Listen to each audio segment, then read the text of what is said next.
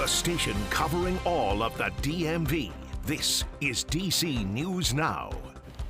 Thank you for joining us on DC News Now. I'm Shanika Grimshaw. We're going to get to your top stories in just a bit, but first we want to check in with meteorologist Jackie Layer. How it's going to feel today, Jackie. I know that we've started out with a lot of fog, and when is that going to move out? Yeah, it should move out later this morning. Much of the region now slowly seeing that improvement at this point, but the clouds likely sticking around through much of the day. But we do see the potential for some thunderstorms to bubble up later on this afternoon and evening, and some of those will contain heavier downpours, which is why that flood watch will go into effect, and that will hold until 10 p.m. tonight. That's for areas west of D.C. That includes Northern Virginia, as well as the I-81 corridor, 66, and even back out towards Western Maryland and the Eastern Panhandle. So let's talk timing. By 2 p.m., we could already start to notice some clusters of thunderstorms along and west of the I-81 corridor, sliding eastward through at least 4 p.m. back across Northern Virginia, parts of north central Maryland, closing in on the I-95 corridor right around that evening commute. So heads up, you do want to be weather aware for later on this afternoon for the threat of those storms. But more details and timing and a look at that 7-day coming up. All right, in Virginia, polls are now open for the state's primary election day. Virginia Democrats are casting their ballots for a few key races. That includes Lieutenant Governor and Attorney General. You have until 7 p.m. tonight to vote in person at your polling place. Just be sure to bring your ID. And for a list of your nearest voting sites, just visit our website at dcnewsnow.com. And developing now, police say the man accused of shooting 2 Minnesota lawmakers and their spouses planned to carry out more shootings. 57-year-old Vance Belter faces several state and federal charges, including 2 counts of first-degree murder, as well as stalking charges. Meantime, after the politically motivated shootings in Minnesota, an Arlington County board member is sharing on social media 2 recent threats she received. Maureen Coffey, the youngest elected board member in Arlington's history, shared threats she received publicly. She says threats of violence against lawmakers are not isolated to national politics, and solving this problem requires a massive change in how people talk about, joke about, and debate politics. If you feel like it's somehow acceptable to threaten a member of Congress, how is it that different to send a message to one of your local elected officials or your state lawmakers? If we treat what happened in Minnesota as a one-off, I think we're going to be missing a bigger problem within our country right now. A recent report shows threats against Congress rose a 3rd straight year, and threats towards local officials spiked last November as elections were held across the country.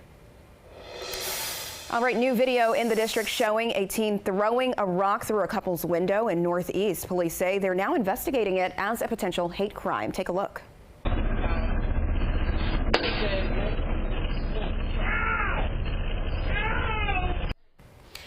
You can hear the person screaming in pain. Investigators say the rock came through the window, hitting them in the face on June 6th. Our Daniel Hamburg spoke with the person who was hurt, who says they're still shaken up by what happened.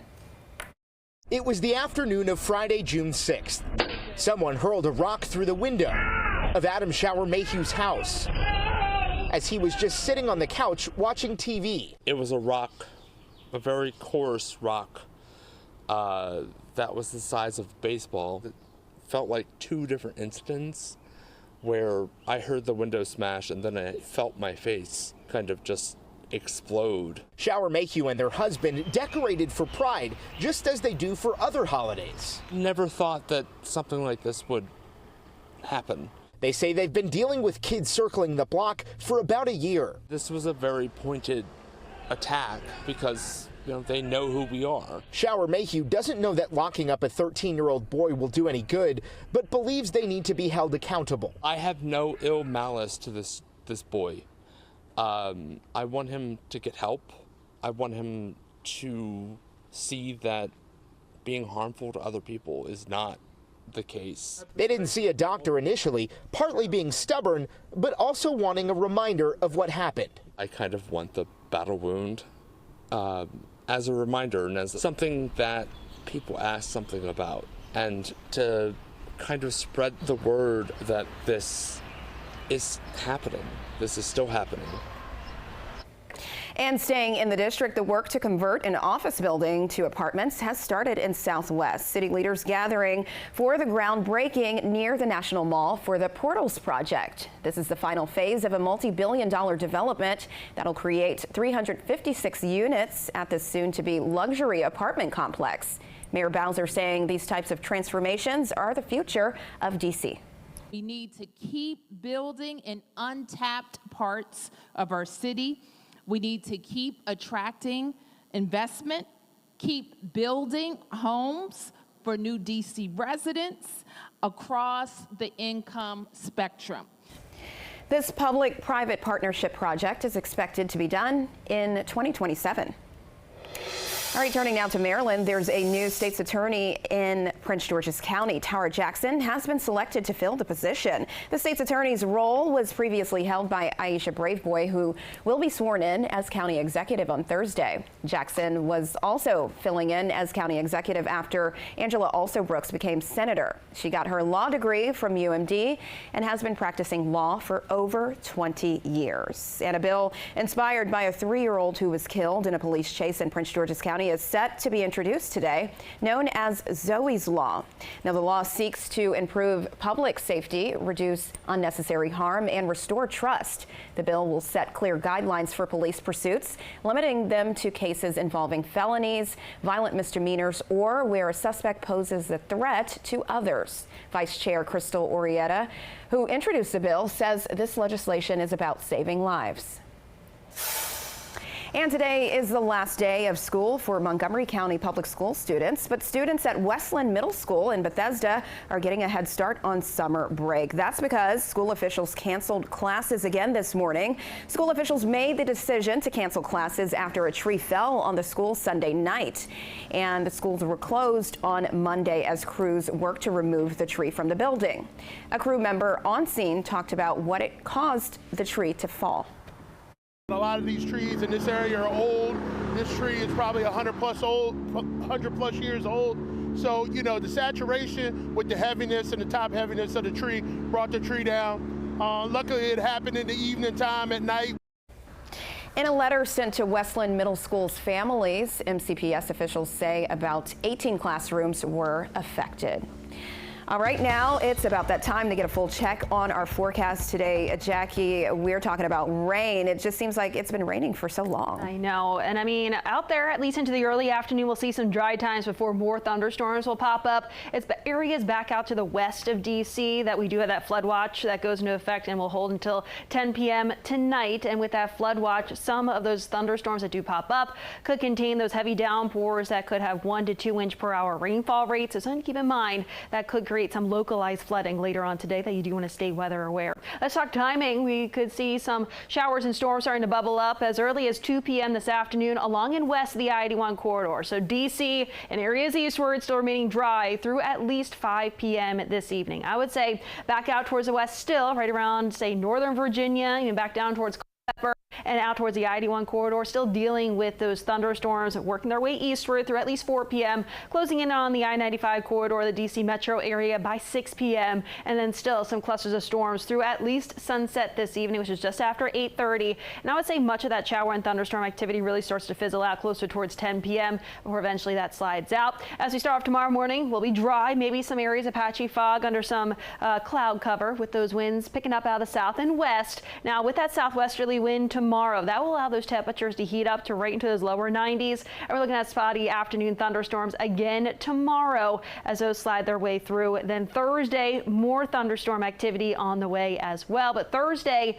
that could be the day where we could see the potential for some strong to severe thunderstorms across much of the area as a cold front will be approaching. But as we look towards those temperatures today versus tomorrow, today seasonable with those highs in the low to mid 80s. Tomorrow, we're back to those lower 90s. It's going to be hotter. It's going to be humid. And then also the potential of those spotty afternoon thunderstorms you still have to be weather aware for. A severe outlook for the day today is marginal. That's on the low end of the scale, 1 out of 5 on that severe scale from the Storm Prediction Center. Tomorrow, marginal risk just includes the eastern half of the area, basically the I-95 corridor. And that severe outlook for Thursday, highlighted in yellow, indicating that slight risk, 2 out of 5 on that severe scale. So a little bit more elevated in terms of that severe threat as we look towards Thursday. And then behind the cold front, just in time for Friday for the summer solstice, It will be less humid, but high temperatures will still be into those upper 80s. So here's that cold front approaching from the north and west as we look towards Thursday. Thursday morning likely starting off dry for much of the area, but as that cold front approaches, that will fire off those showers and storms later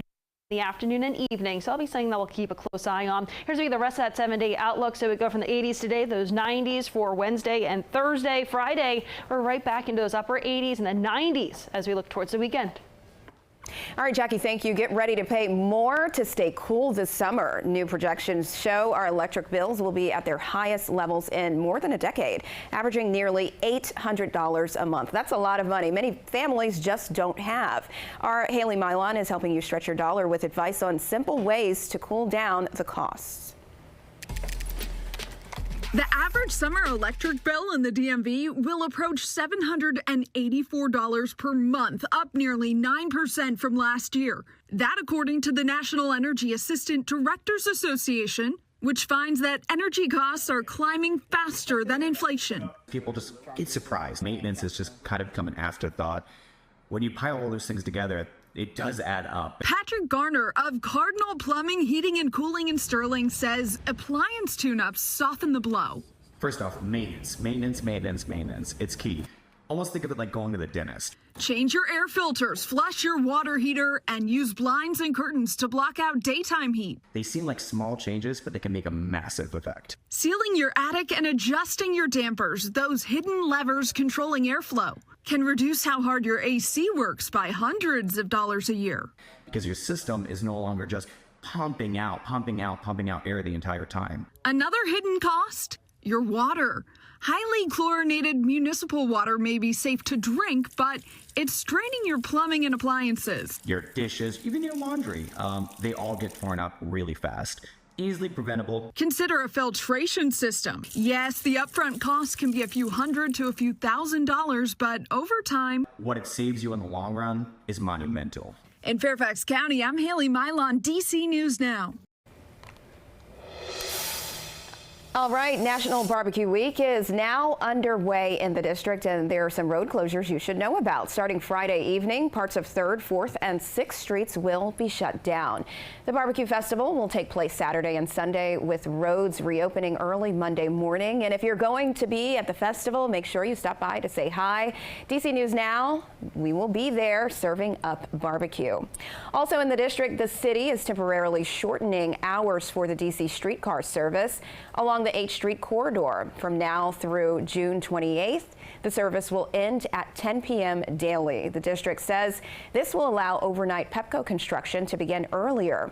Regular operating hours will return once the construction project is complete. And we're just 2 days away from Juneteenth, and if you don't have any plans, we have some options for you. In D.C., there will be multiple parades Thursday, including one in Ward 7. There will be live performances and a family fair and festival. That's in Fort DuPont Park. And in Maryland, the National Harbor is hosting a freedom celebration. There will be a Black-owned marketplace along with a screening of the movie Black Panther. And over in Virginia, Prince William County is hosting the Juneteenth and Me Festival in Woodbridge. There will be multiple performances, and the nights will end with a firework finale. For more about these events and others, you can just go to our website at dcnewsnow.com. And a Metro alert for Juneteenth. WMATA says there are some important changes to look out for. Metro Rail will be on a Saturday schedule, but you'll pay a normal weekday fare. Stations will open at 5 a.m. and close at midnight. There'll be free parking at all Metro garages and parking lots. Metro buses will be on a Saturday supplemental schedule, and you'll have more bus service than a typical weekend, but you'll pay a regular fare. All right, that's all the time we have for you this morning on DC News Now. Be sure to stick around for more news and weather coming up on the news at noon.